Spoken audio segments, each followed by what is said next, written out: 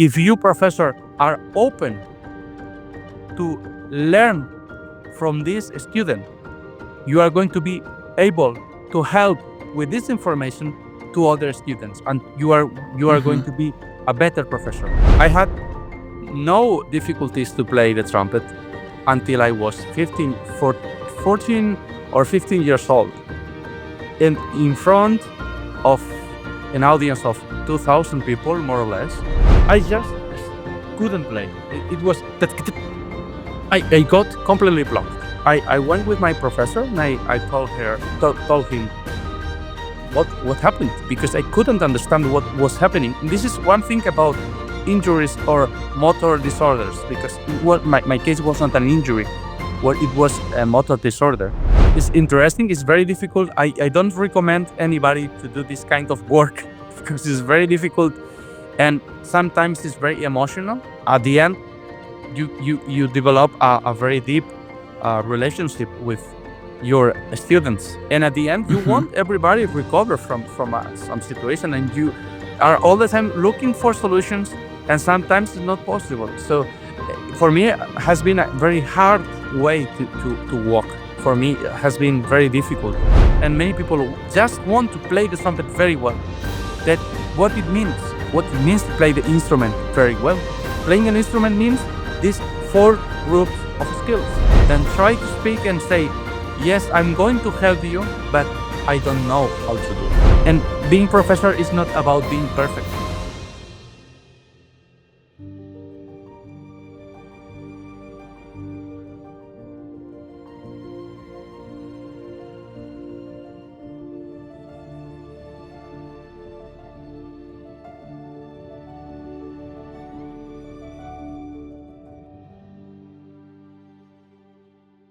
Hey, welcome back to the show, everybody.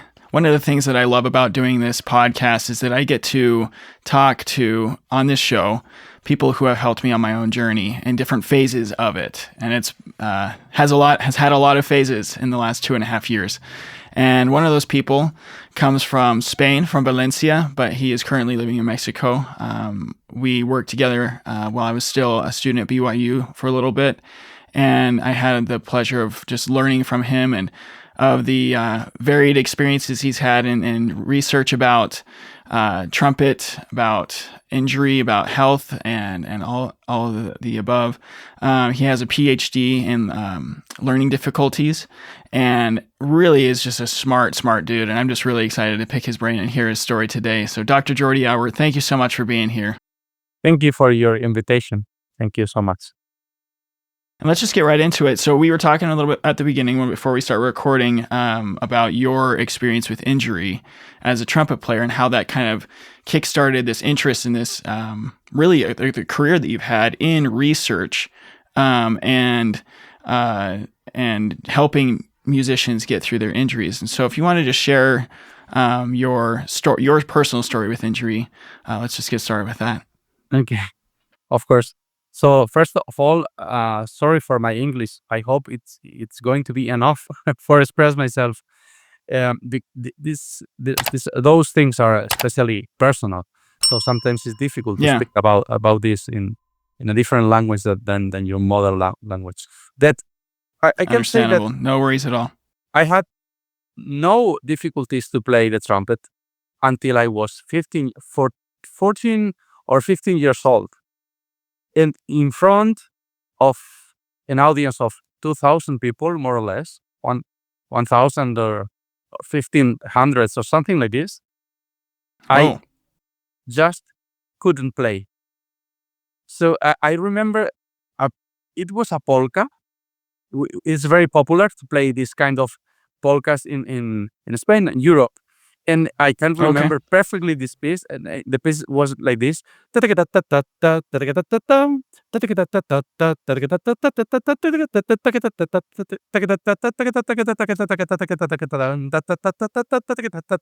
I was playing this more or less, and in the middle of the piece, it was like on a scale. This. And I remember perfectly where I was, what was the situation the sound of the wind band, because I was playing solo with a big band, wind Okay. band, and I just couldn't play. It was that I got completely blocked. The second part of the piece was more legato, slurred, and I had no problems with this. And at the end, I managed how to play the piece more or less. When I finished to play this, I went with my professor and I told him what happened, because I couldn't understand what was happening. And this is one thing about injuries or motor disorders, because my case was not an injury, it was a motor disorder. But this is the first thing. You cannot understand what's happening, because this morning you could play and now you cannot. And this is frustrating, because you cannot understand what is happening. And it was right. There's no physical markers. Yeah. And it was 1996. So not the same information than now. Not a lot of research. Yeah. Not a lot of research back then. there were no research about this. So I had a very good professors at this time when I started playing the trumpet, but I never faced learning difficulties. I just played the trumpet and I didn't know how I was playing. And this is not important to know how you play or how you move the tongue, and that when you cannot play, you want to know what's it, what you want an answer for this situation that you lived 10 minutes ago.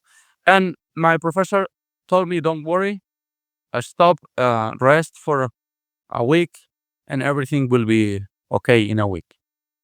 I rested 1 week, and when I came back to play the trumpet, I tried to play this specific part, because all of us come back to the problem when we face a difficulty. Yeah, especially with this period of resting 1 week. When we came back, we want to play again, like we were playing the last 3 or 4 years. Because I was a teenager, but I played really well, very well, the trumpet. I was not a virtuous player, but I could play the trumpet. And when I tried to play, the same happened in my home. So I was not nervous. I was not especially worried about anything. I just couldn't play triple tonguing. And it was like 12 years long problem. It took me 12 years to solve this situation. It was not easy. So I selected my recital, the pieces for my recitals, trying to not to play triple tonguing. So if any piece had triple tonguing, I couldn't choose this one. So basically, I finished my degrees not playing triple tonguing. So if it was slurred, no problem. If it was single tonguing, I had not a very fast single tonguing, but I could play. And something happened to me in my case, that everything worked very well except triple tonguing. So I was doing some master classes and some private lessons with a great trumpet players. I don't want to say the names now. Okay. Probably the greatest of this time. And when I play everything, they told me, you have no problems.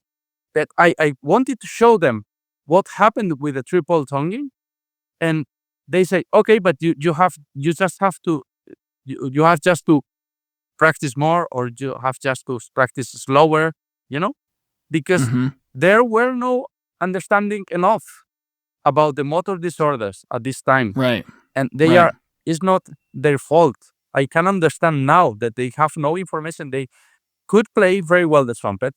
They could teach somebody who can play the trumpet, that they had no information. But my first thought was, okay, this guy plays the trumpet very well, so I'm going to go with him because probably he will have the solution, or they will have the solution. And I understood in the first years that the solution were was not going to be easy. Yeah. So I got interested on these kind of things because I was studying pedagogy in the university, not music pedagogy, general pedagogy. Okay. And I did this because my parents obligated me to do it. So I didn't want to do it, but I'm very happy and thankful to them, because it was something very important to me in the rest of my life. But at this point, I wanted to play trumpet. And I started the university studying pedagogy, and my thought was, okay, if I have a problem and I cannot play the trumpet, I want to have a second option to work. Yeah, basically. I can agree with that. Yeah. and I was studying in the university with colleagues that were not musicians. Some of them were musicians, because my specialty in this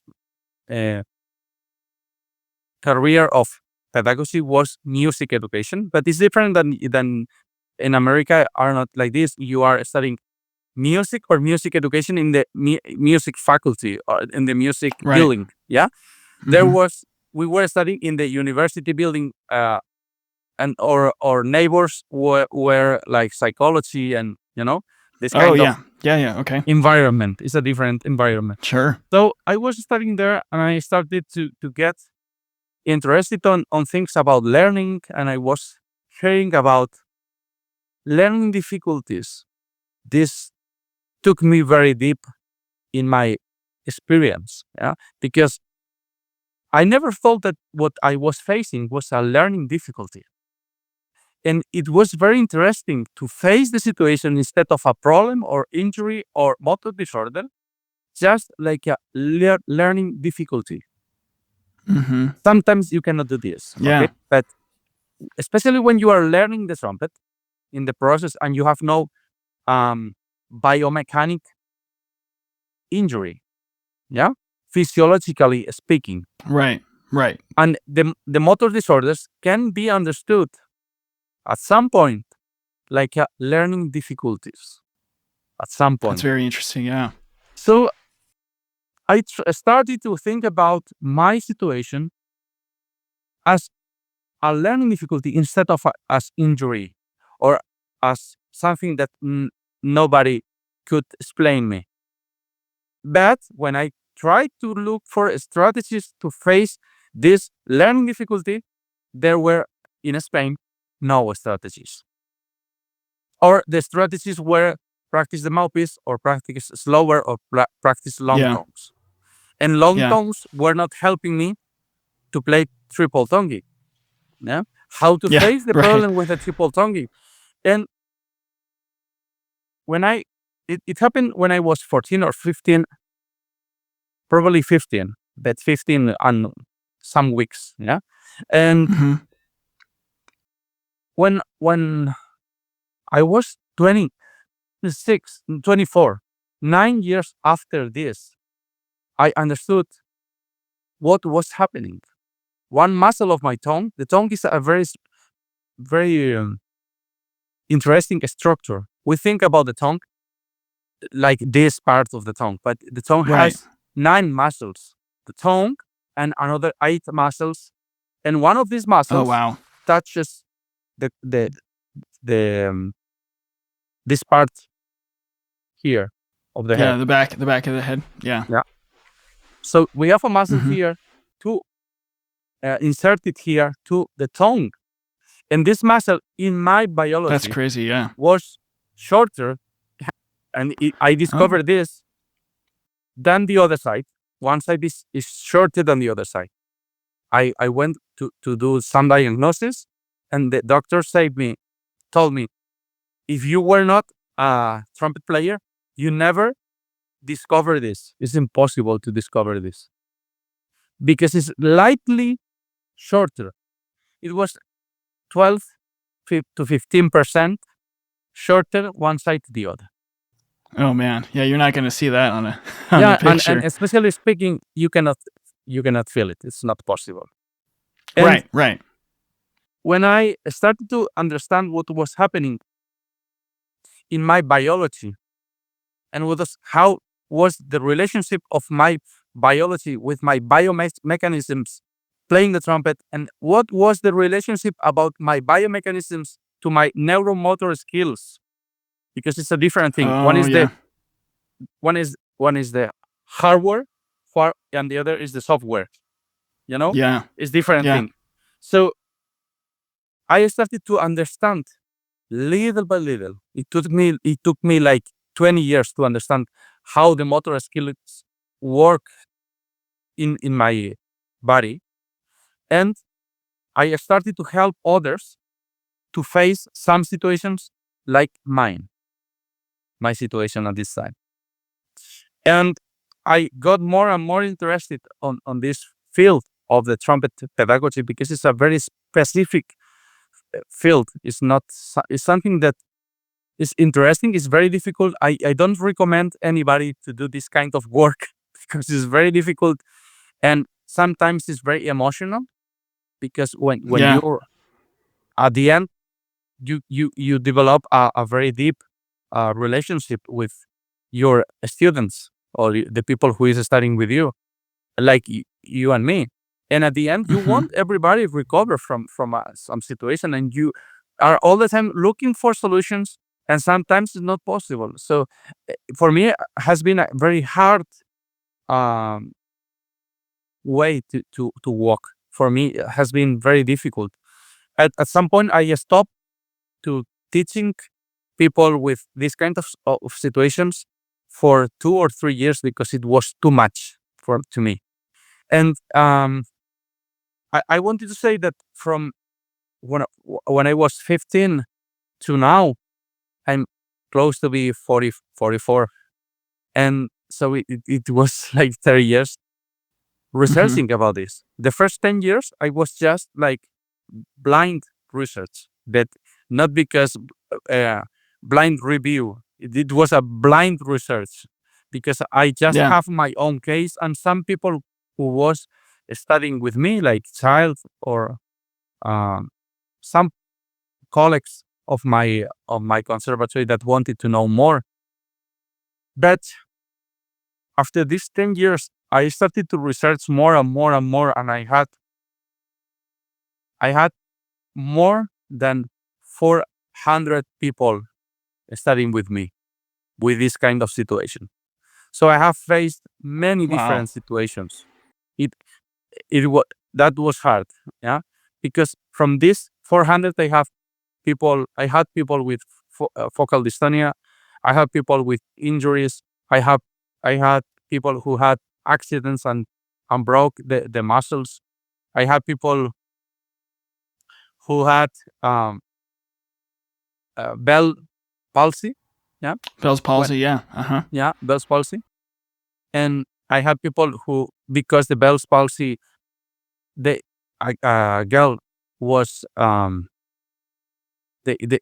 she was using Botox, the Botox injections in the lips. Hey guys, I just want to interrupt the show real quick and just tell you about something I've been working on for a long time that I'm so excited to share with you. Like I've said in the past, you have the potential to make your injury become a benefit to you, an asset to you.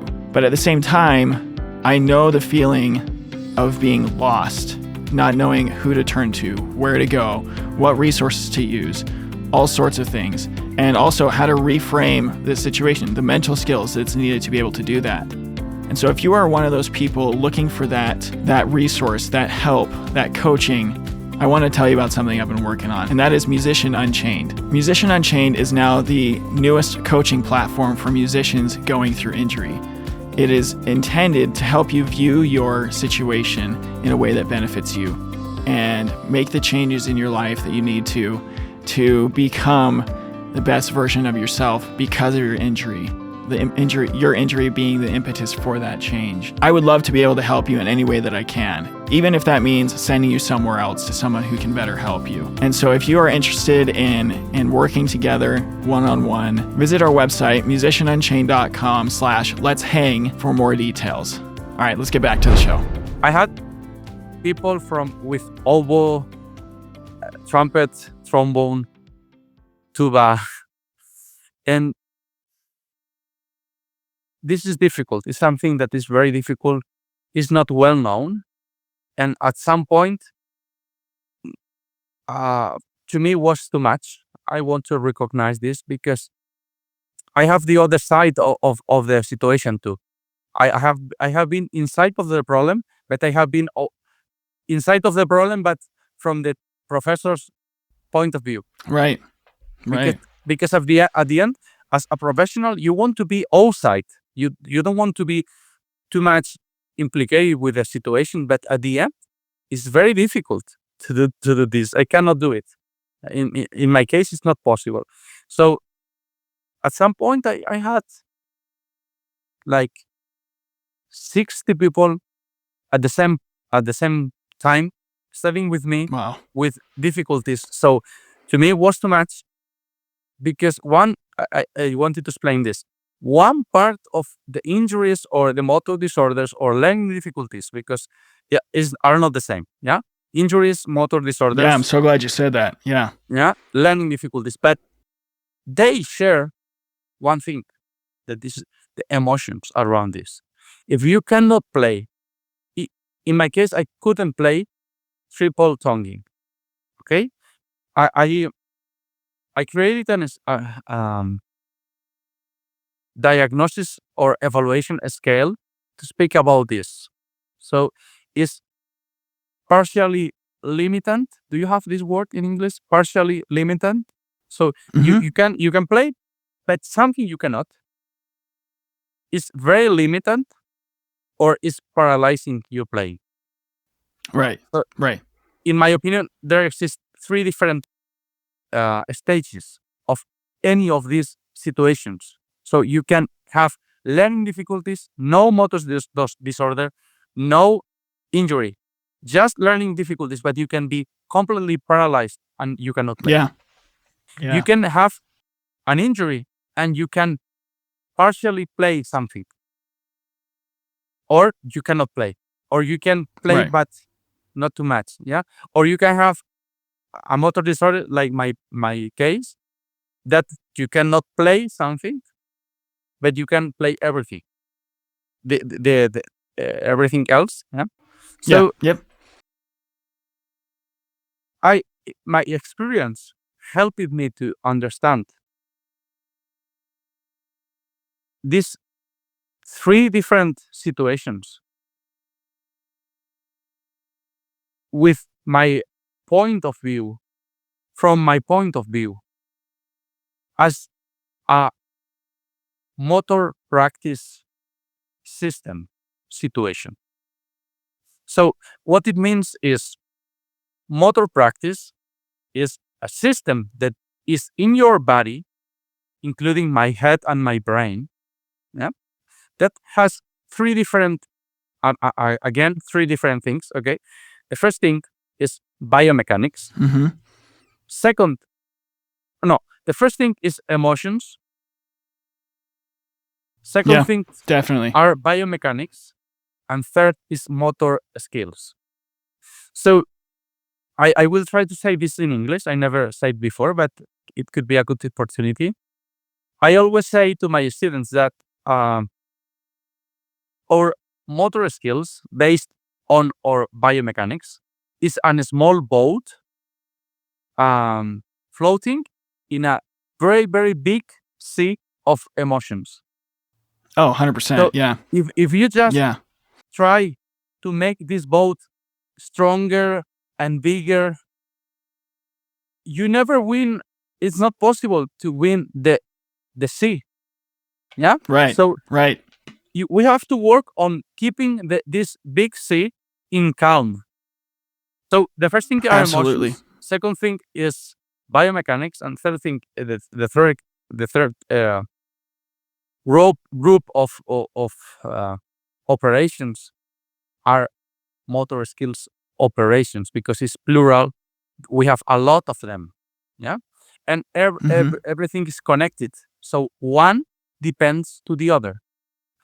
What it means at the end is these three systems, speaking about learning difficulties, are working. Speaking about motor disorders are working, and speaking about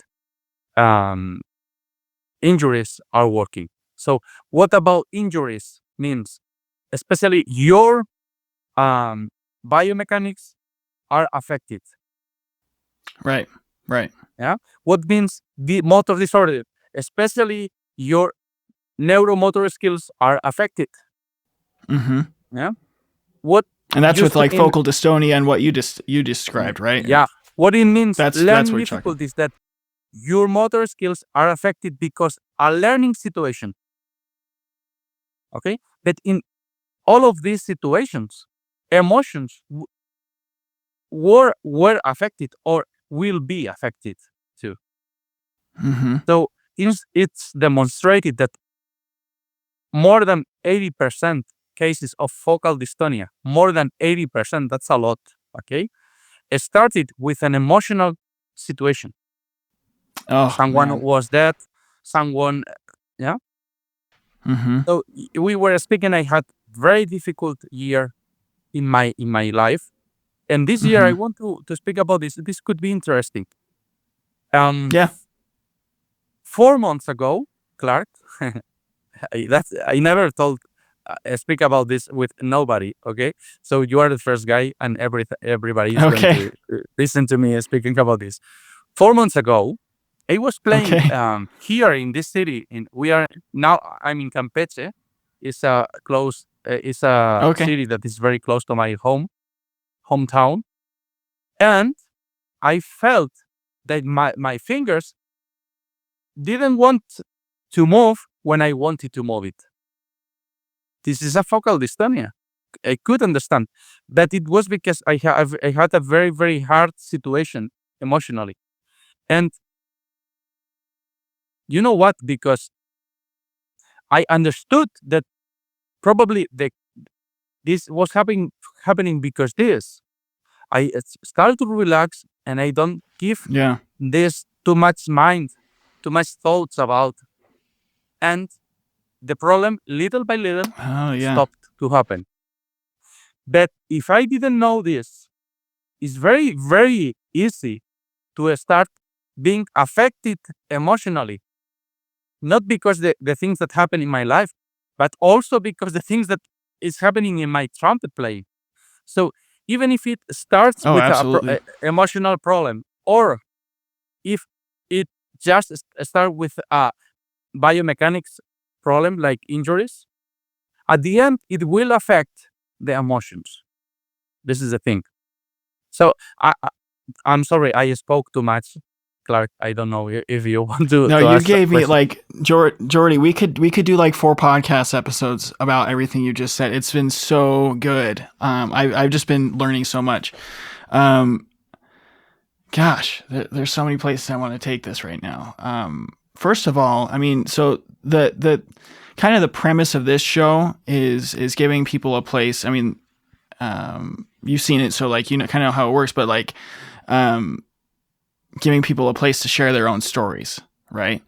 But also, I think what you hit on is really the crux of the show, and then it's really all like music is an emotional experience. Being a musician is an emotional experience, and then to go on top of that, having something that affects our musical ability, you know, is like it's the foundation is emotional, right? In all of those situations, and it just shows the importance of not only the physical recovery, like the ability to regain your playing, and you know repairing of the you know whatever injury or neuro motor skill impairment there was, but really working on the psychological side of recovery, right? And Okay. I just think that you know it's just showing the the research is just starting to show that, the importance of doing both, right? Investing in both parts of recovery. So you mentioned that that the emotions were the emotional side of it was present with every person that you've worked with. What was it like? And I know you kind of touched on this a little bit. What did you find it hard to like when you recognize that, hey, there's an emotional component to what this person needs to do to heal, or that caused the injury or the impairment? What was it like having those specific conversations with the people that you've worked with, to like encourage them to work on both parts of recovery? This is the more difficult part of this job. Okay. I'm not prepared to do this because I'm not a psychologist. So Right. I work it with a psychologist in my studio or in the place where I work it. Yeah, because I cannot say that it was like a therapy. Yeah, Sure. in my place. That I always told my students, I'm not prepared to speak about this. I had two psychologists that were specialized on musicians, and Oh, really? I recommended to go with them, and I went with one of those. It's a Mexican, and she helped me a lot, and the other one is Spaniard, and he helping me a lot. And now I'm working with another guy. Hamid is his name. Is amazing. He's amazing. He's a guitar player. Awesome. And okay, in this trip that I did with this topic of the injuries, learning difficulties, and motor skills and everything, I met some amazing people. So I decided not working alone anymore, and I started to work in teams. This is the reason, because I connected very well with Caleb Hudson too, because we understood that was very important to work in team. We cannot Absolutely. be alone anymore. Makes no sense. So this idea of someone who has to know about everything. No one wants to be in a surgery with one people. Oh no, yeah. We need at least three person. One giving the tools, the instruments to do the surgery. Another one to do the surgery. Another one to be in there because if something is needed, because the neuro surgery can I don't know fall off or whatever. So you don't want to be there with your brain open and no people to help you. No way to catch you. Yeah. So this is the situation. So nobody wants to work alone in the medicine or but also in pedagogy. Can you imagine a school with just one person? You want to have more professor because this is richness of your experience in the school. So this idea Absolutely. of having people to help, very specialized on your music school, like a psychologist, really people really prepared for this. Having people like you, music educators, specialized on psychology, trumpet players, or I don't know, brass wind players can teach trumpet. Violin can teach trumpet to play Bach, for example. Probably much better than me. No, probably. I'm completely sure that a violin player can teach you or anyone to play Bach much better than me. Why not to work in teams? Makes no sense. So I started to work with psychologists, but I cannot obligate people to go there. So I developed like magic sentences to help people. Yeah, like coach sentences. Yeah. One of these, and probably is what I want to share. I want to speak about inner hearing. That's very important for this podcast because it can help a lot of people. But Yeah. more than this, I always told them you have to hear in your head. This is the first thing to play the instrument. And this is not something that Right. you can just say. I developed many exercises to make the people hear the instrument again. Because when you have an injury, one thing of that happens at the beginning is you stop listening. You stop hearing inside your brain, inside your head, the Right. instrument. So it starts to block the neuromotor skills system. Okay, but more than this, speaking about psychology, I try to to talk about my experience. Okay, and it's what I'm going to do now. I was I I had some hard times in my life where I stopped playing the trumpet for sometimes for 1 year, 2 years. It was I decided to do this, and once Mm-hmm. 6 years ago, no, 5 years ago, when the pandemics happened, I had no work because people had no money to pay private lessons, and Mm-hmm. everybody was doing free master classes, free everything, and too much information on the desk. Too much. Yeah. Mm-hmm. So I I was not feeling great because the pandemics affected my family, affected. So it was hard. Yeah. So I Mm-hmm. decided stop teaching for some weeks, and I went with my father's farm uh, to my father's farm, and I worked with him in the field, working with the trees, Mm. help Mm-hmm. with the animals, and I remember these 6 months as the happiest six months in the last 5 years, and I was not Oh playing the man. trumpet. Okay. So the thing is, playing the trumpet is just something that you are doing. It cannot define you. I'm speaking about trumpet. I know that this podcast is not just about trumpet, but we are Right. trumpet players, Right. and you can just substitute trumpet and put another instrument. So playing But you this had to mention the instrument. best one. You had to mention the best one for the sake of the Okay. podcast, right? I mean, come on. So, okay.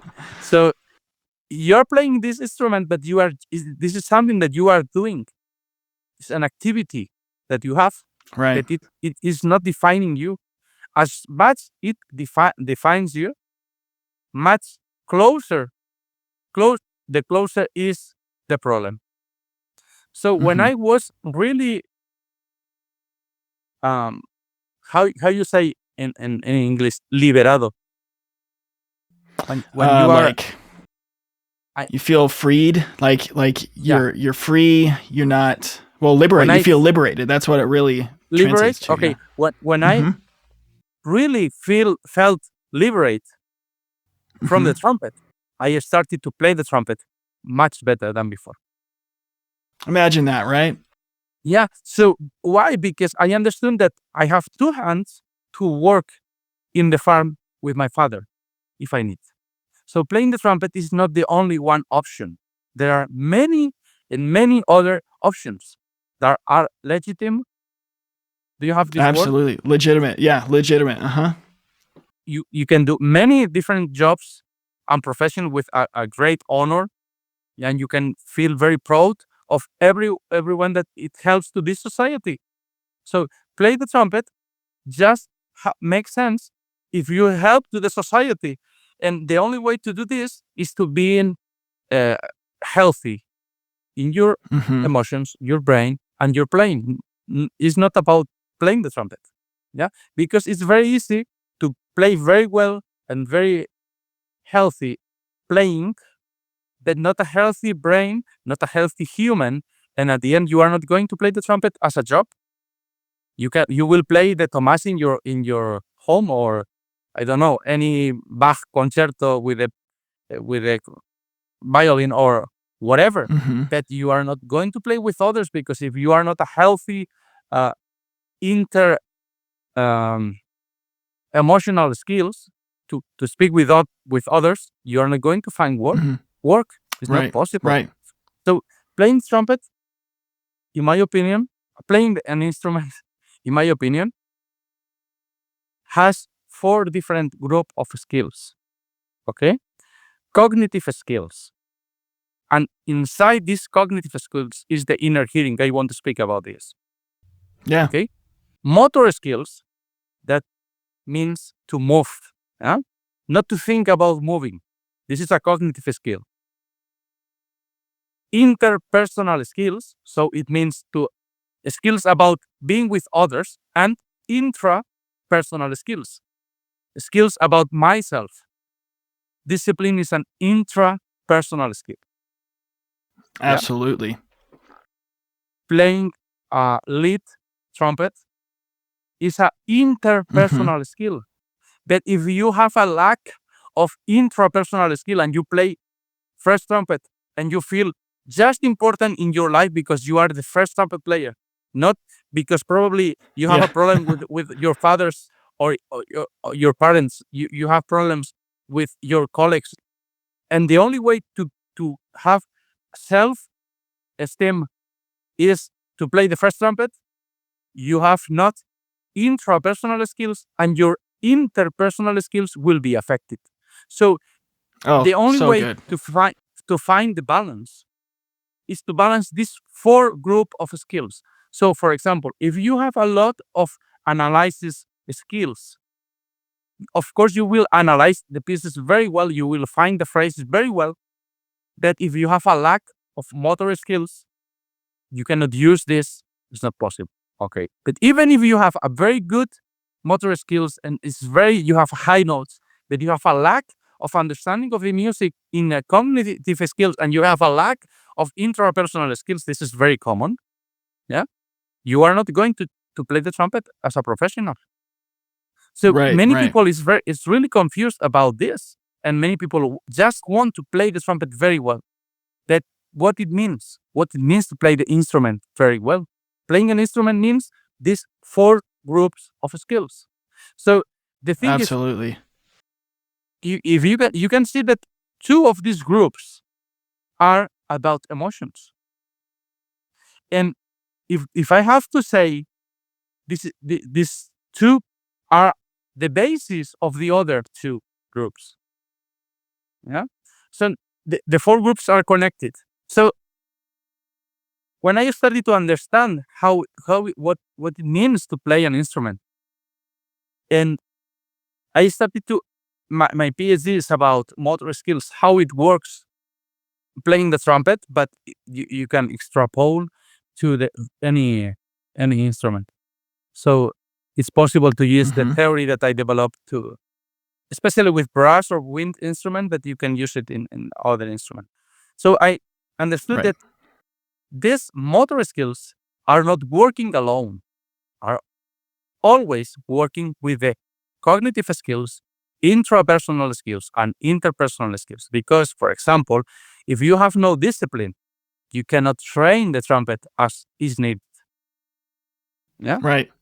That if you have not motor skills and you have a lot of discipline, you cannot train the trumpet as is needed. Because even if you are trying and trying and trying, you need to change the sequence of exercises because you are not getting results. Okay. So I started to go deep and deep to the motor skills. And I understood that the first thing is all the motor skills are at the end are automatisms. We cannot say habits. Okay. Because in medicine, in motor behavior, we prefer to speak about automatism. It's not a reflex. It's not an habit. It's an automatism. It's something that was learned and you automatize, and automatize means that you don't need to pay attention to do it. Right. Mm-hmm. The period when you are trying to learn something and you need attention, you have not an automatism. Okay. The second thing that I realized was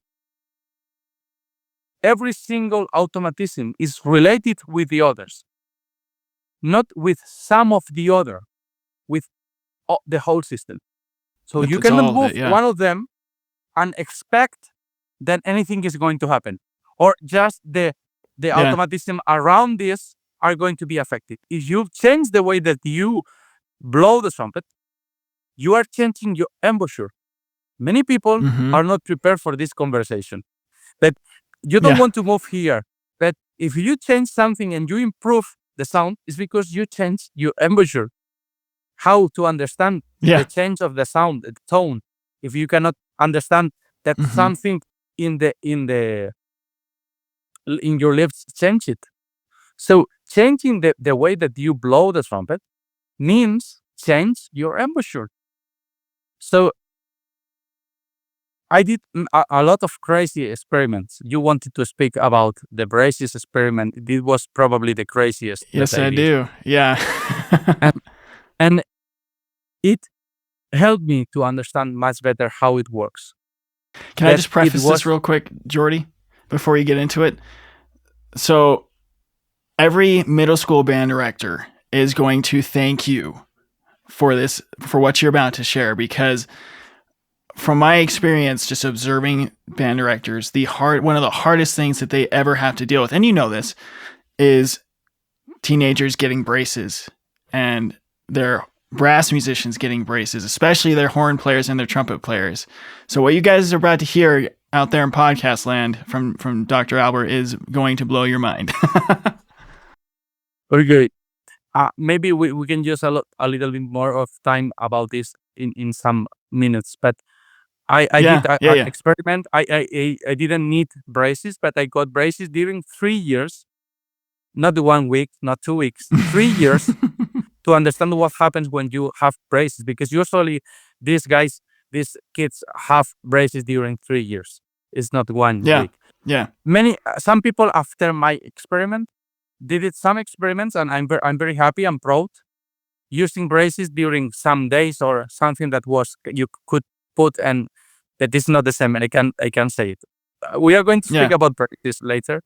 I wanted to speak about motor skills. So we were on the automatisms.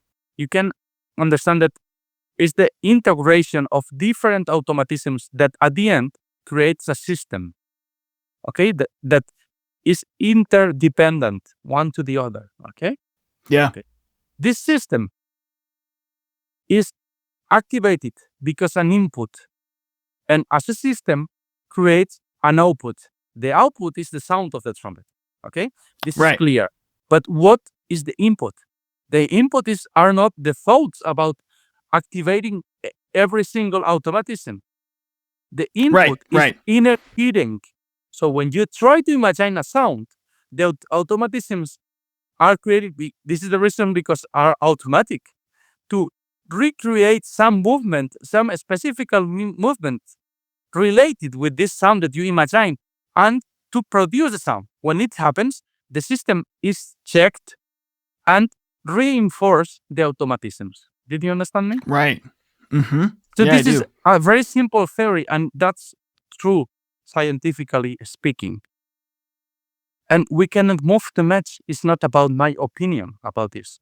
So we know how the brain works enough to know that the first question is not about the movements. The first question is, can you hear it in your mind?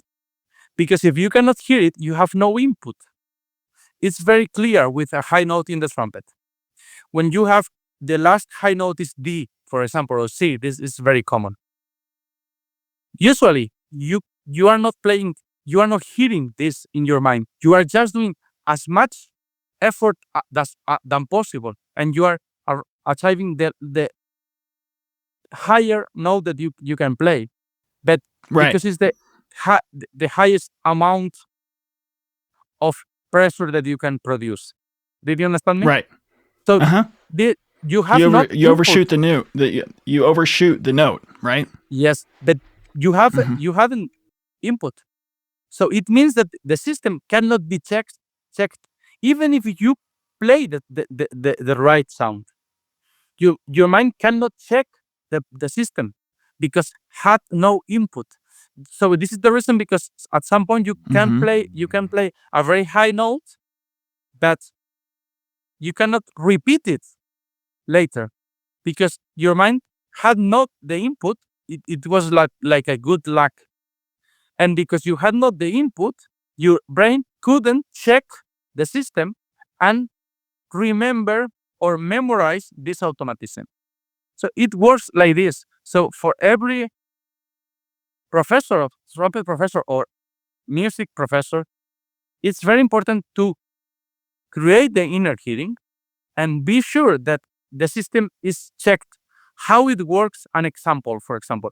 My professor gives me an example that at the end, it creates an inner hearing example that check with my result. This is the way that the example of the professor works. So you're not comparing your result with the result of the professor. The result of the professor is integrated in my mind as an inner hearing example. And that's very Okay. important because some people have too much admiration. Do you have the word? For the Oh yeah. professor. And they cannot use the example of the professor to integrate a very good inner hearing projection. So this emotion between your professor and you, and I'm saying between because I want to say this word, between. Yeah, it's this wall. This emotion is a wall that is not allowing you to transfer the example, the sound example that is the output of the professor system to your inner hearing input to recreate the output. Could Do I you could I understand just me? make sure can I just make sure I'm following you? So what you're saying is when we listen to like our favorite trumpet player, our favorite musician, and we're just kind of like amazed by what they're doing, but we're not really trying, like it's like that's kind of preventing us from internalizing what they're actually doing or like Yeah. really listening to it. That's can sometimes get in the way of our whole system firing the way it needs to, right? The inner hearing Yes. leading to all the motor skill. I mean, the whole chain of events doing Yes. It correctly. happens. Yeah. And I want we can speak about this. This is very interesting. It's going to blow your mind. Do you have Okay. this idea? Okay. So we have two stages of hearing, inner hearing. Are you prepared? Okay. So the I'm first buckled one in. is being able to repeat what you hear in your Right. mind. So you are so Uh-huh. amazed of the sound that you are not conscious that you can repeat this in your brain. If when I hear Caleb playing very close to me, like 1 meter or here, what I'm trying to do is try to memorize the sound that I'm having at this time. But the first sensation is I'm so amazed to hear him that it's very difficult to do it. This is the first step. Second step is hearing, really believing that you can play it. Because if not, Yeah. it cannot be transferred to the motor skills. If you think it's not going to be possible, it's not going to be possible at the end. So we have two Guys. stages. Repeat in your mind and repeat thinking that you are doing. So I have a strategy, it's very simple. You can put a headphones. I use this big headphones to be silent. Do you know? Uh-huh.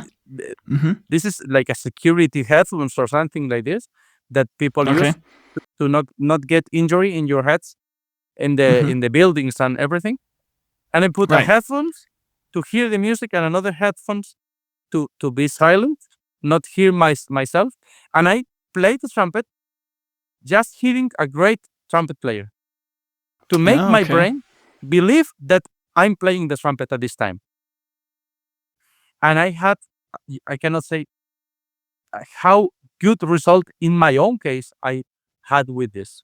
It was amazing because my Yeah. mind had an input, and it believes that the input is real. So Yeah. it is checking the input to the output completely, and my motor skills starts to be developed, of course, with a training. It's not magic. Okay. Right. Right. We're gonna speak about this. Yeah, it's not going to recover from an injury. This, but is one of Right. the very important thing to know. Probably, if you have an injury or you have a motor disorder, you lost the ability of hearing, and you lost the ability of hearing, believing that you can play it, and that Mm-hmm. makes sense. Why it happens in your mind? Because it's a way to prevent ourselves to the frustration. It's very frustrating Mm-hmm. believing and not being able to do it. Right. So, Right. but the thing is, the only way to change is starting to believe that you can do it. Because many people wants to have the result before to having the inner healing, and that's not possible. It's not possible. So we need to know that the way that our brain works is like this. We cannot do an opposite system. Yeah, we cannot do it. Mm-hmm. And sometimes it looks that it working different. So for example, you played long tones and you never thought about the inner hearing, and you never heard consciently that's the sound. And at the end, it worked. Why it worked if you never hear it inside your brain, your head constantly? Mm-hmm. Because at the end, it's a very simple exercise that make you Yeah. create a result. Your own result is Mm-hmm. integrated as your inner hearing. Did you understand me? Yeah. So, Yeah. but Yeah. at the end, it's always the same system. Okay. So, second thing, we have 3 steps: input, system, motor skill system, and output. Okay. Right. So, how to train this motor skill system? I did Mm-hmm. a lot of research about this, and it was amazing for me. My PhD is based on one of the mindsets that now I use, but it was just one of the mindsets. At the end, the last 2 or 3 months when I was writing my PhD, I realized that it was not enough. And like 8 or 10 pages of the PhD are dedicated to speak about the other 2 mindsets, but it's just like 2 or 3 ideas about this. Yeah. And Yeah. I developed Mm-hmm. 3 mindsets in the last 10 years. Okay. One is discovering, second one is training, and third one is playing the music. Mm-hmm. So when I train the trumpet, I cannot just repeat and repeat exercises. At some Mm-hmm. point, especially if you have an injury, you will need to discover again the way that you want to play. And it doesn't mean Mm-hmm. to think about any of these 3 mindset is about thinking. Mm-hmm. Discovering is about feeling sensations using the somatory sensorial system, Right. proprioception. Uh-huh. Training is about to hearing sounds, feeling the sound or hearing the sound. And Mm-hmm. playing the music is about feeling some emotions with the music. Mm-hmm. So that I had to thought about this, but I never recommend to practice the trumpet thinking. So for example, what's the training? If you have an injury and you need to roll the lip, I can say the sentence roll the lip. But Mm-hmm. I can say to show me the tip of your lower teeth like this. Mm-hmm. At the end, with Uh-huh. this sensation, you are rolling the lip as a result of a sensation. Right. Right. Do you know the Of an difference between? imagery. Yeah. Yeah.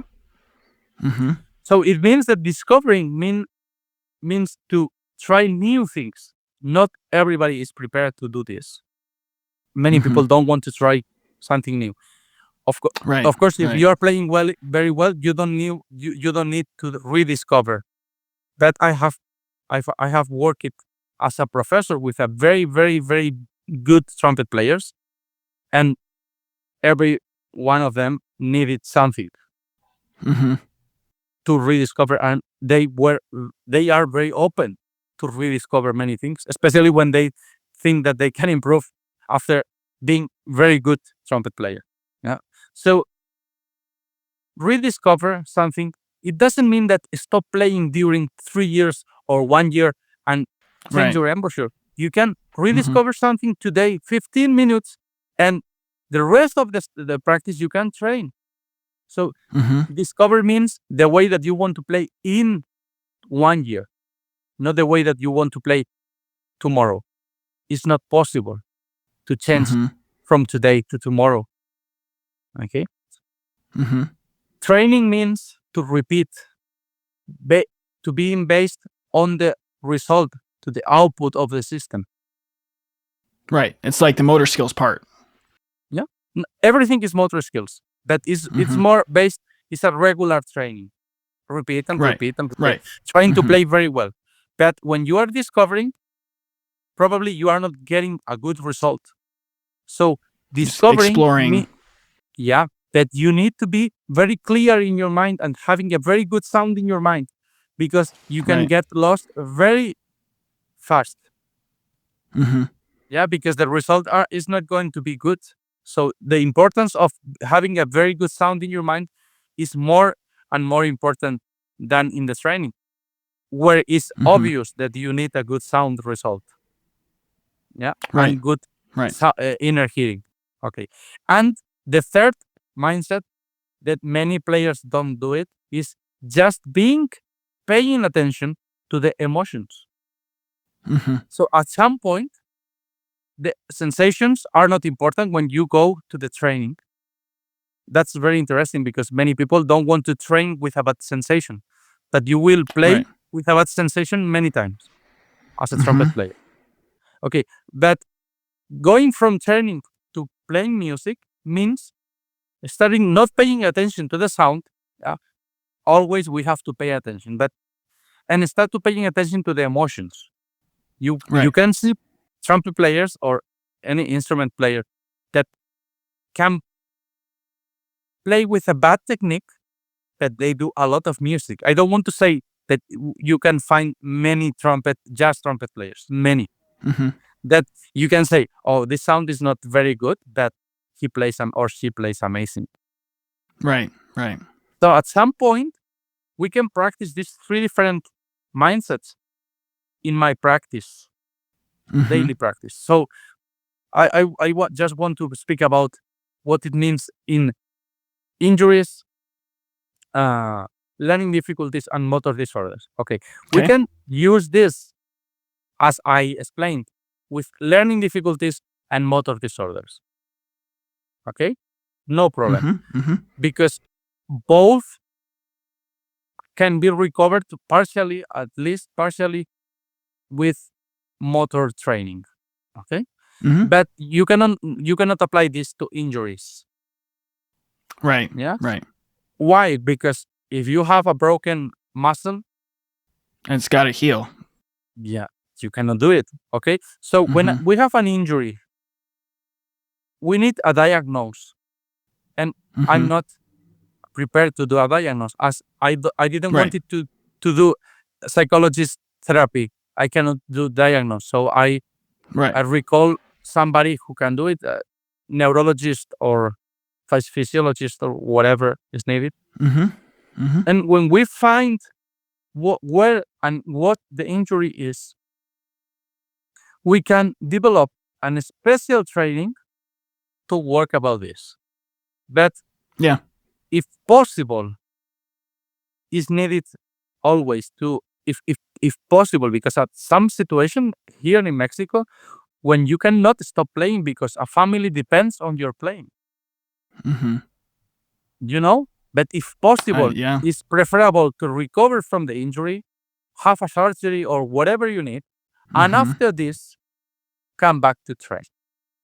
Right. Okay. Right. That's Speaking about essential.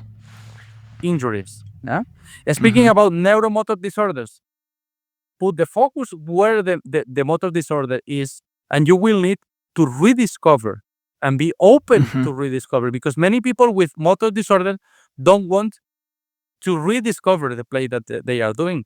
And I always say the Right. same. If you come back to play, the people says, I want to play like I was playing 2 years ago. And I will always say, if you come back to play as you played 2 years ago, you will be again here with the problem. Yep. Because if the injury or the motor disorder happened because you play the trumpet or any instrument, if you don't change the way that you are playing the instrument, it's going to happen again. So it's going to feel different, you know? It's going to feel so different after you figure it out. You need to be open to feel different. Exactly. Because the proprioception system protects the automatisms. So when we create an automatism, the automatism is activated because the input of the sound. We are clear about this. But these automatisms, every time that is activated, creates a sensation system. So you feel the trumpet like normal, yeah? Even if you are doing a very inner pressure, or even if you are pressing the rim a lot, whatever. But if you are used to this pressure, your body feels that it's okay. That also feels that it's needed. Mm-hmm. Mm-hmm. So when you take off some pressure of the mouthpiece, your body will feel that it's not possible to play the trumpet like this. So the proprioception system tends to protect the automatisms that you have. So especially when you have a motor disorder, that you can be sure that you will need to change the way that you are doing the things. Mm-hmm. The first thing that I can say is, we are speaking about emotions. We started this conversation about this trick. You need to be open to feel different, because if not, if you feel the same, you are doing the same than before. And if the same than before take you to this point, is going to take you again to this point. Hey guys, hope you're enjoying the show. I just wanted to jump in here real quick and tell you about something that I'm really, really excited about. For a while now, I've wanted to create an even more effective resource than just the podcast that injured musicians can go to receive the support that they need. And recently I did just that. So write this down. Trust the Process Podcast Injured Musician Support Group. I know it's a long title. We're still working on that part. But this is a place where people can go now, injured musicians and even musicians who have gone through injury in the past, and people that help musicians go through injury, where they can go to receive the support that they need, whether that be ask questions, share their victories, share their frustrations, and overall just receive the community and the support that they need in a very proactive, intentional way. And so I just ask that you guys support these injured musicians by sharing this group with them, that they can receive the support that they need. Okay, enjoy the rest of the show. Absolutely. So I love this topic. I'm sorry I'm speaking a lot. No, you're good. I'm just like, oh, we need to do this again, Jordi, because there's like a million different things we could talk about, and unfortunately we're kind of running low on time. But gosh, that was just so good, because it's so true. You can't expect to feel the same way. I mean, before your injury, from a physical standpoint, from I would even hope from a relationship with your instrument. Right? If you're talking about like what you were talking about a little while ago, is if we are not developing personally with our own sense of identity and self-esteem, and we went through injury, motor disorder, whatever it is, there's a very good chance if we don't take care of that, then it's, we may end up running into that situation again. Gosh, there's so many things. Unfortunately, we just don't have the time to talk about them all, but I do want to give you the chance to talk about something really exciting that you were working on right now with Caleb Hudson, with this research center. So if you want to talk about that, and then, or if you want to talk about the braces thing first, I want definitely give you the chance to talk about both of those, because they're just I would be doing the audience a disservice by not. A long short story. Yeah. Yeah. Okay. It's not like this, but okay. So braces. I got braces in 2017 to Mm-hmm. 2020, 3 Mm-hmm. years, and it was my craziest and more interesting experiment that I never did, and Yeah, yeah. it was I ever did, and it was very Mm-hmm. interesting. It was interesting for the trumpet community too. Many people got interested about this, and many people said, "You are crazy, but it's needed to do it." And when before to get braces, I always told the students, "Don't worry, you are going to play again. Anything is going to happen." That's not Sure. true, Clark. That's not true. Mm-hmm. It feels horrible. The sensation in your teeth is horrible. So you feel like somebody is taking off your tooth or your Uh-huh. teeth. Mm-hmm. It's Mm-hmm. the sensation, just the sensation. Even if you don't play the trumpet, it's not a good sensation. Right. So can you imagine that a professional soccer player starts to play soccer with something, something iron Like in a the, leg brace or something? for example? Can Yeah. you imagine this? How horrible can feel it? Yeah, this is Yeah. Yeah. much worse than this because this is there always, and it's difficult to speak. It's difficult to eat. It's difficult to feel your tongue inside. It's very difficult to play. And the thing that I'm saying now is very different, but it's much better. I always say it's going to hurt at the beginning. It's going to Mm-hmm. be difficult, but it's going to teach you a lot. And I'm going Yeah. to be here to help you because I Yeah. was there and I can say and I can understand everything that you are going to feel. It's much better. Yeah. Seriously. So Jordi, for the middle school band director in the audience, what's maybe one thing that you can share about your experience about teaching a young student with braces about playing the instrument in general, Okay. like a pedagogy Very, tip? very, very simple and very fast. Try to roll the lips in front of the braces. Use the braces as a reference point to change the embouchure of this guy.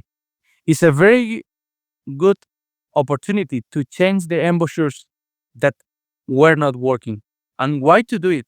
Because the teeth are going to move. The lips are Yeah. going to move. The jaw is going to move. So Yeah. how we Yeah. can expect to keep the same embouchure? It's not possible because your biology is going to be different.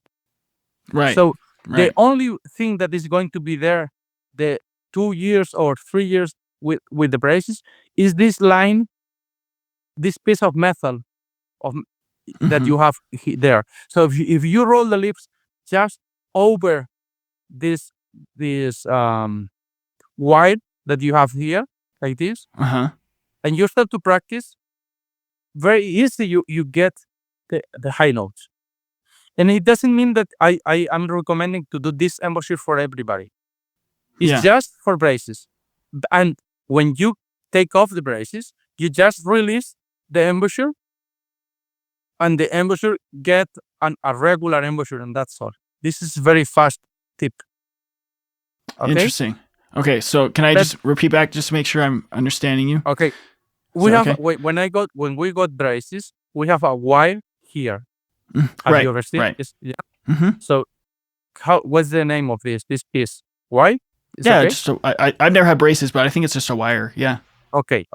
So if you can use this, will be there the whole treatment. Okay. Right. Right.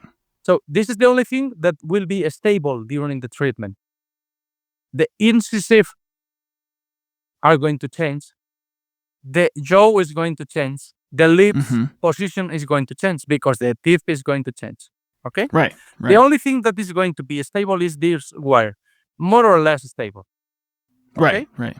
So we can teach them to rolling the lips to the wire and use the braces to hold the embouchure.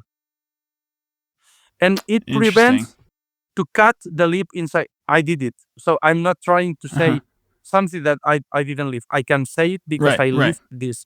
And I play Sure. professionally trumpet with braces. There are many videos in internet about me Yeah, playing. I've seen them. Everything between 2017 and 2020 Hmm.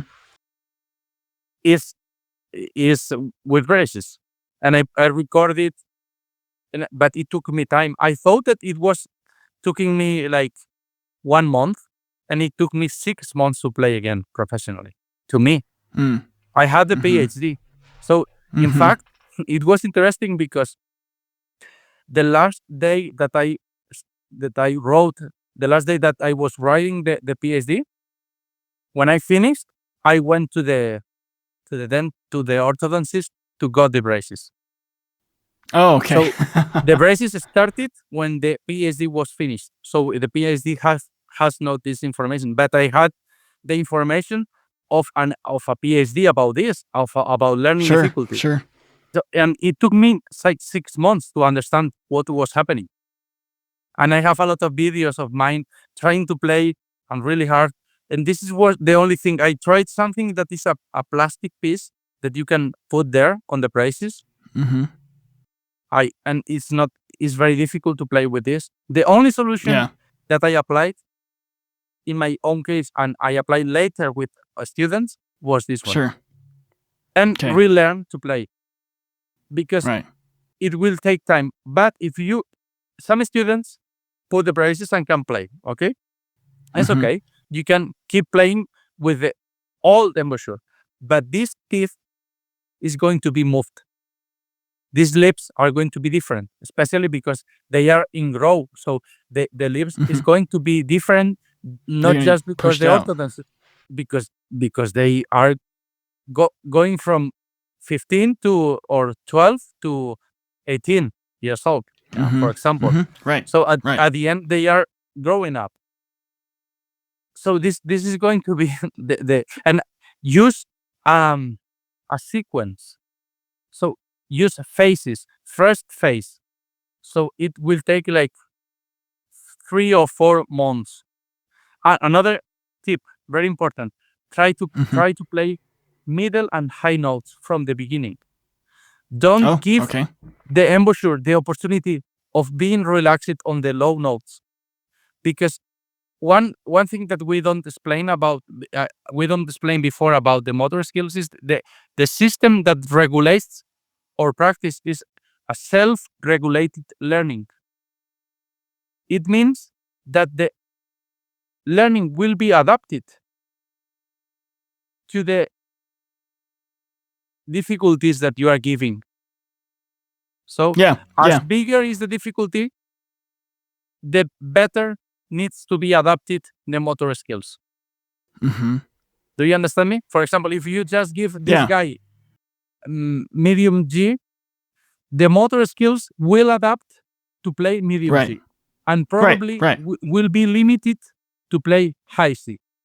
But if you give different kind of difficulties, challenges, this is the word, you need to give them different challenges, and don't Hmm. force them to do it, but give the challenges Hmm. to make them think that it's possible to play a high C. And Right. if you need, you can uh, show them my videos playing, Yeah, and will do. you can say somebody in Spain did this experiment, was crazy enough to do this experiment. Yeah. I Well, try to that say it as fast as possible, Clark. no, you're good. You're good. That's a whole nother podcast episode in and of itself. We Just can that do another experiment one. alone. Yeah, Another one. we'll need to. What's this thing you got going on with Caleb? This research thing that you guys started last year. Okay, Want to share a I little bit met about that? Caleb. I met Caleb some years ago. I was traveling to France. I was teaching in the National Conservatory of France, and Cool. a master class, not regular. I Oh, was okay. not a professor. No, no. I was traveling there, and I had to buy a ticket, and I decided to stop in Dallas. I had to stop Okay. or Dallas or Madrid or Colombia, and I decided to Wow. stop in. And I had the opportunity of take one stop of 3 hours, 6 hours, or 12 hours, and I decided to take the stop of 12 hours. Okay. And Caleb, I did it because one student of my studio was studying with Caleb at this time. He is Okay. still Guillem Torro is his name, and Guillem told me, I'm studying with Caleb. I spoke about you, and probably he will be interested, but I'm not sure if he's going to be there these days. And God or life or whatever, make this day being Caleb free for 4 hours. Oh, nice. Yeah, and Caleb and Guillem came to a restaurant, and I took a taxi, and I was speaking with Caleb. This was the beginning for Okay. I don't know, 4 hours, 3 hours and a half or something like this. Sure. And then Caleb drive me again back to the airport. And Caleb is a very smart person, a very interesting person. Yes, that he is. very smart, and was 3 hours and a half asking me questions. What would you say somebody who has this problem? What do you think about this? And 2 months after this, Caleb invited me to do a master class in the UNT. Okay. And it went very well. I told the whole studio, the trumpet studio, they have 3 professors. Yes, they I do. was teaching the Caleb's studio, and it went very well. And when Caleb moved to the University of Texas at Austin, we keep collaborating. I went there, and one day I asked him, "Why are you so interested on this? Because you play very well." And he showed me that he was really interested on research.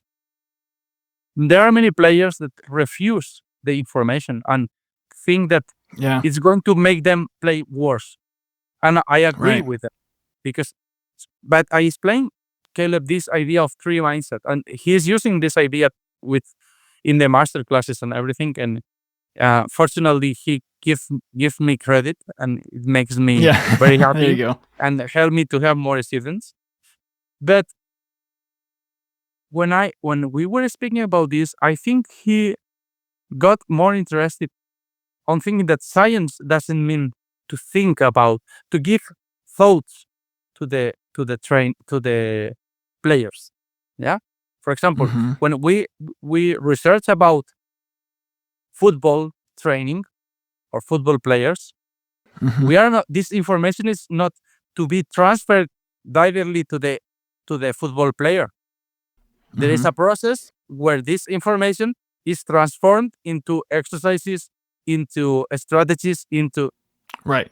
Into the So I game. explained this, and it started to be more and more interesting, and we started to collaborate. In our own cases, I asked many things to him, and he asked me something to me in our own case, and we started to collaborate. I recorded something for him, and he helped me a lot, and it was very nice. And at the end, we decided to create the International Trumpet Research Center, but it's just a hub to connect people who is interested on research and is a trumpet player. Right. So Right. it's being slower than we wanted because we are very busy, and because many things happened in our lives in the last Yeah. years, Yeah. especially in my life, also him, but especially in my life. And is being slower than we wanted and we imagined at the beginning. But we have a journal now, and he recorded many videos. You can go on the social media, and he's posting a lot of videos of people Yeah. speaking I've seen a about. couple. Yeah. And for me, was and is a very good opportunity. Stomby, the trumpet Mm-hmm. brand, help us a lot Oh, with cool. money, because this needs money. It's not Yeah. it's just a web page, the journal and everything, and Mm-hmm. Stomby help it us a lot. And I went 4 times to Austin. I went to the national trumpet competition as a jury, Mm-hmm. and it's helping me a lot, because to me was a hard time, and it I'm very thankful to him and to everybody who collaborate with the International Trumpet Center, because if it gave me a lot of energy to do something again. Yeah. And I'm very happy with this project. I think that we can do a lot of things, uh, and we can help the community. We don't want to be the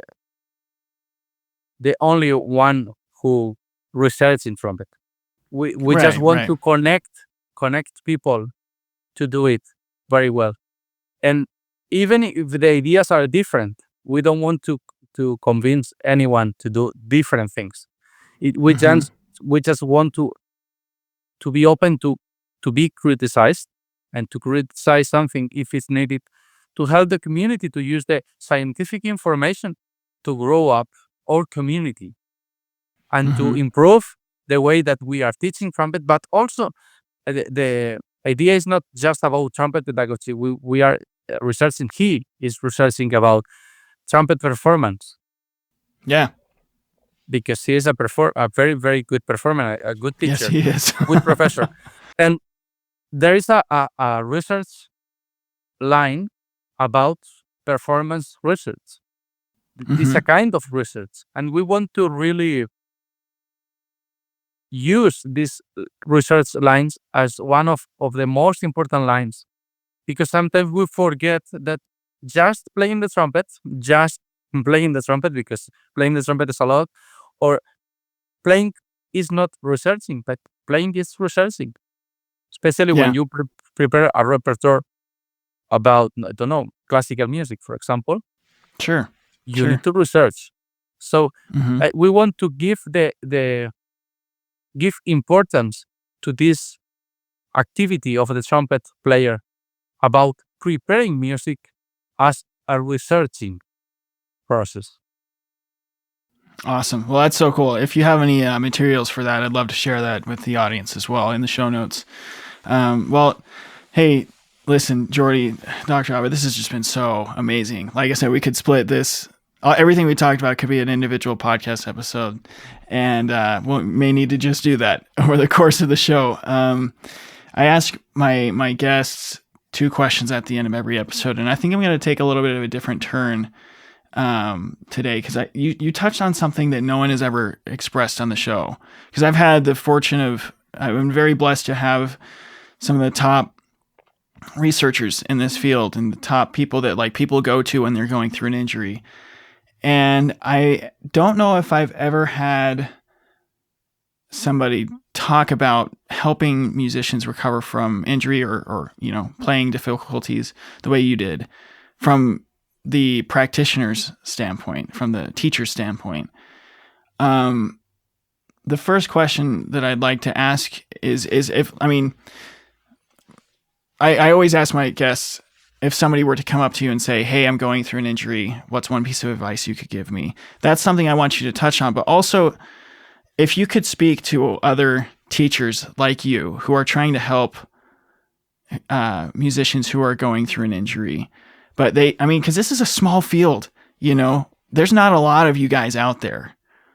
And they're feeling kind of overwhelmed or burnt out, and they're trying to help everybody, but they can't. What would you say to that person right now? Okay. Teaching is a responsibility. Teaching is a job. Teaching is a profession. And as a job, as a profession, and as a responsibility, we have to help people to improve the situation that they have. And every single situation is different from other situation. This is the main meaning of situation. Yeah. Because if not, we will say constant. Yeah. But we have personal situations. So for a professor, it's very easy to work with somebody who can play and is very comfortable. I just want to say that our responsibility is to teach people, even if at some point they don't show like talent or they don't show like high performance level. So this call to the responsibility, to the ethics of teaching means it's a call to learn new things. So as the trumpet player, trumpet learner has to be open to feel new sensation, to learn new exercises. The professor, if I wanted to say in positive, in a positive sentence, if you professor are open to learn from this student, you are going to be able to help with this information to other students, and you are going to be a better professor. Is something that is a very good opportunity for you. This is the first thing.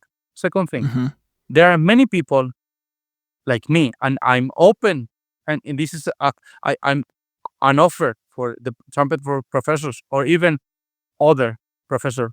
I'm open to answer an email or answer a call if you professor have doubts about any case. Every week I answer 10 or 15 calls or emails about professors that are asking me what to say, what to do. I have not the truth. I just recommend, because I'm not, and another thing that I learned is I'm not better than anyone else. Yeah. Okay. So I always say and if you are one of those professors that asked me, you can say it. You can write here in the comments.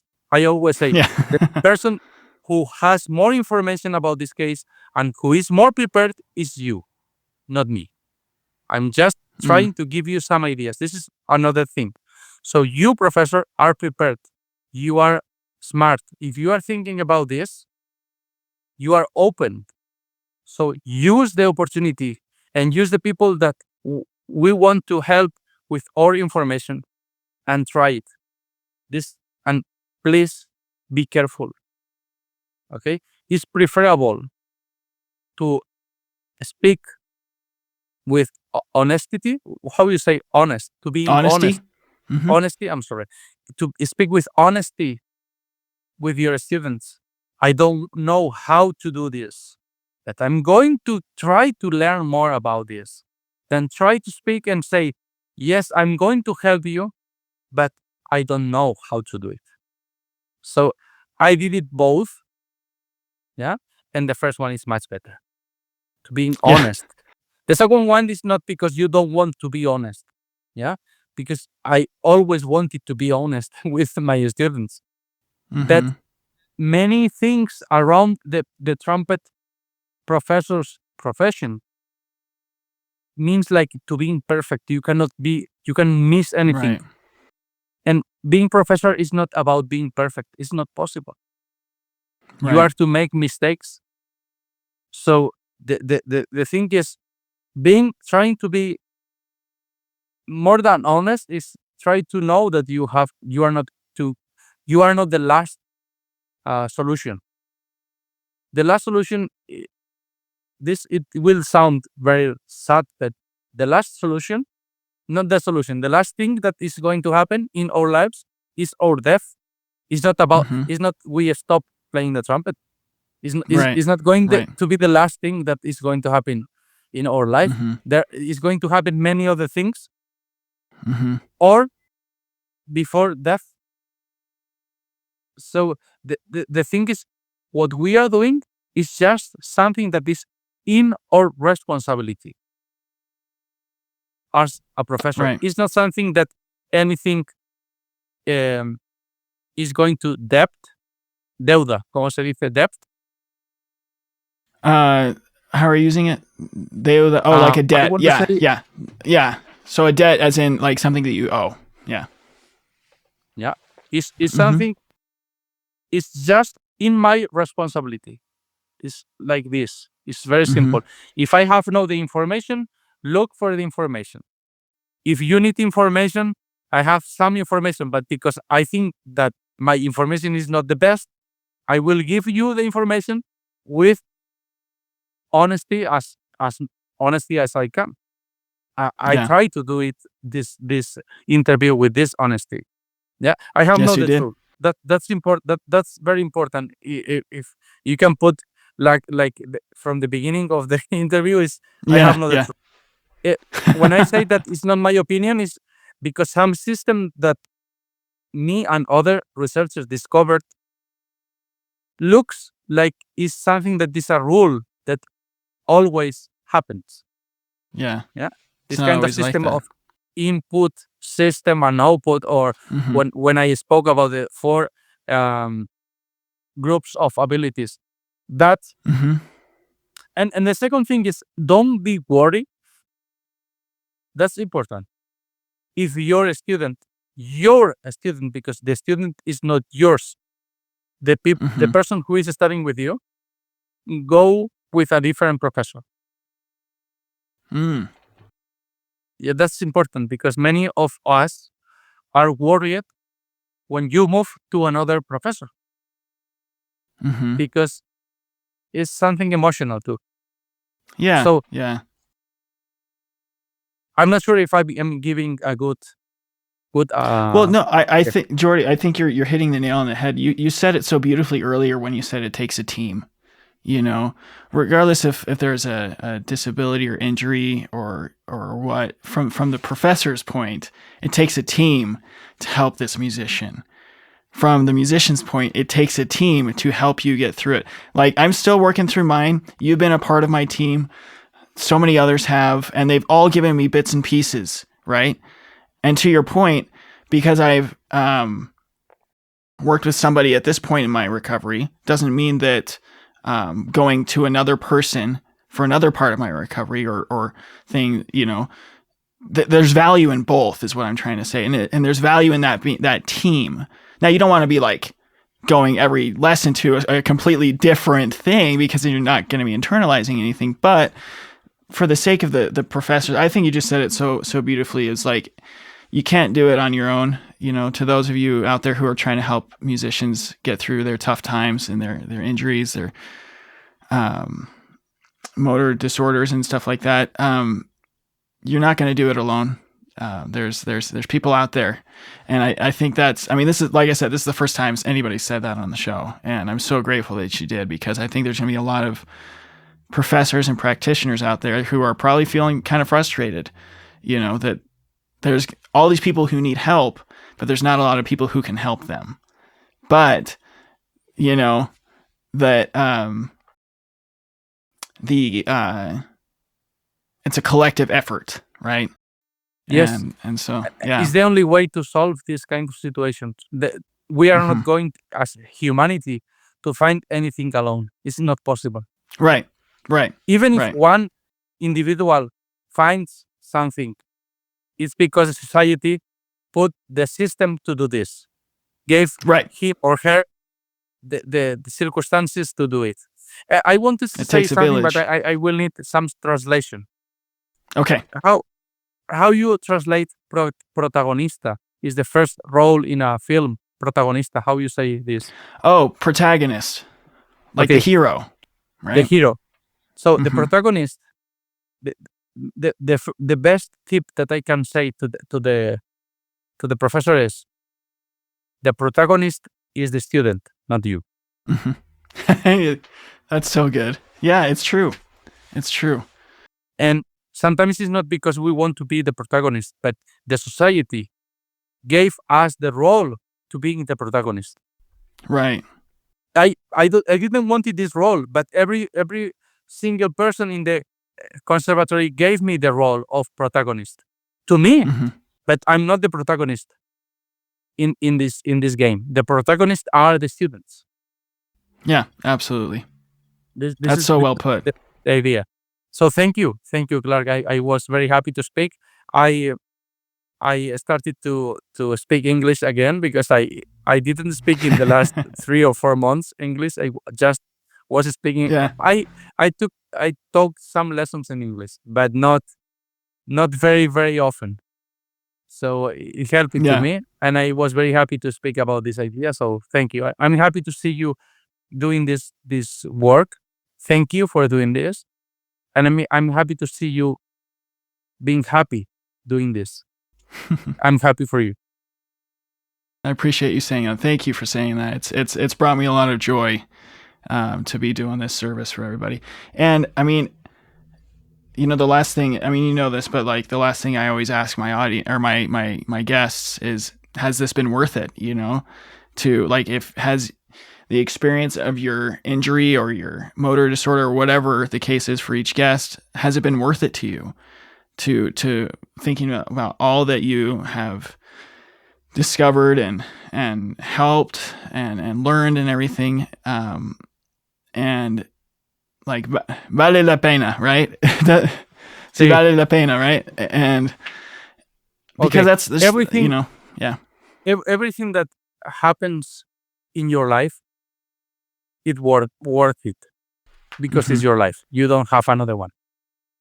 Yeah. So the only way that you can understand the things that are happening, because what happened, but many things are happening, is to understand that you need it to live this.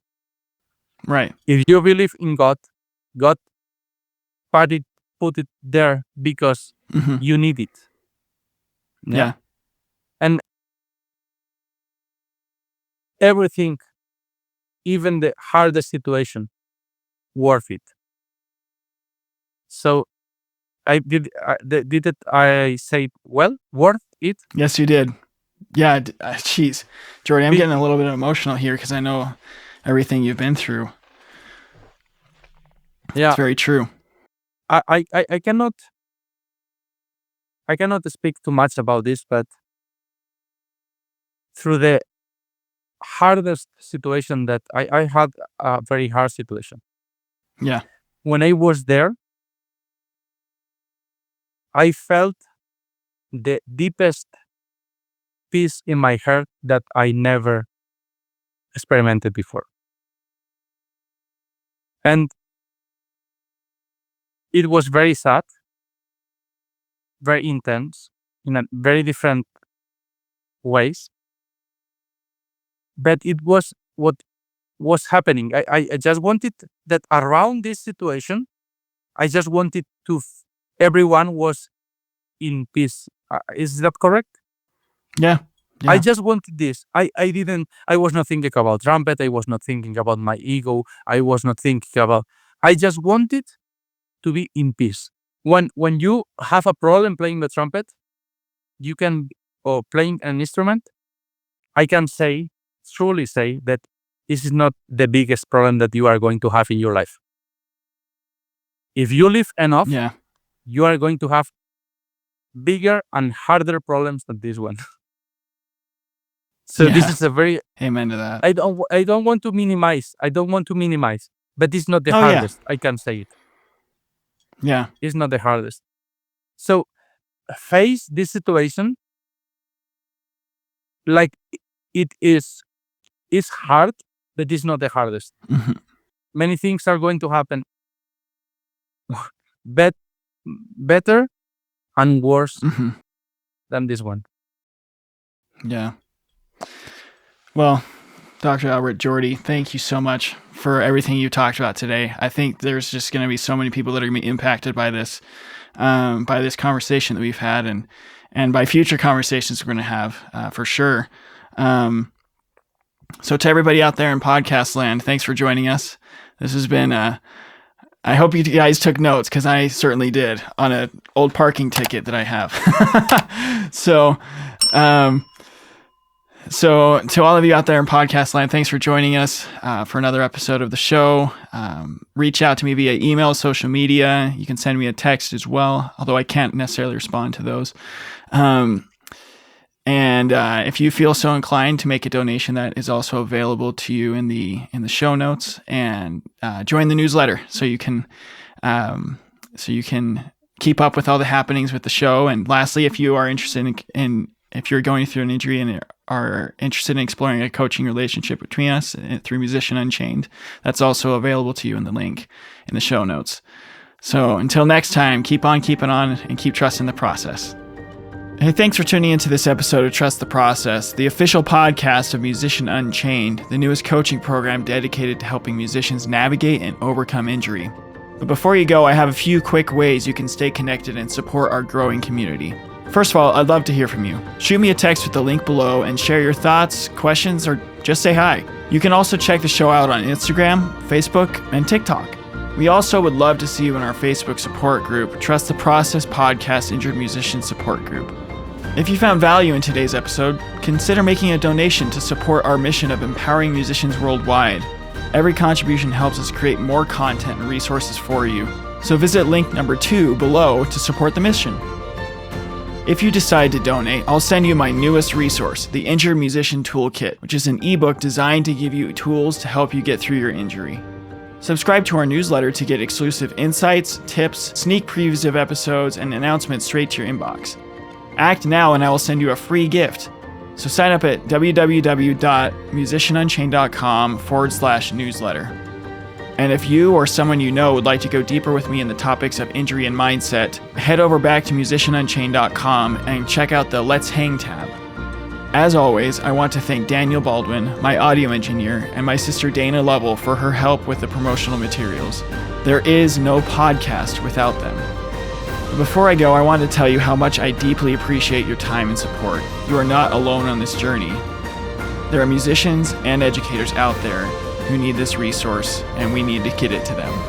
Together, we are breaking the chain of old habits and thought patterns that don't serve us anymore, and unchaining the potential within ourselves to face each challenge with strength and resilience. So, as I always say, keep on keeping on and keep trusting the process. Until next time.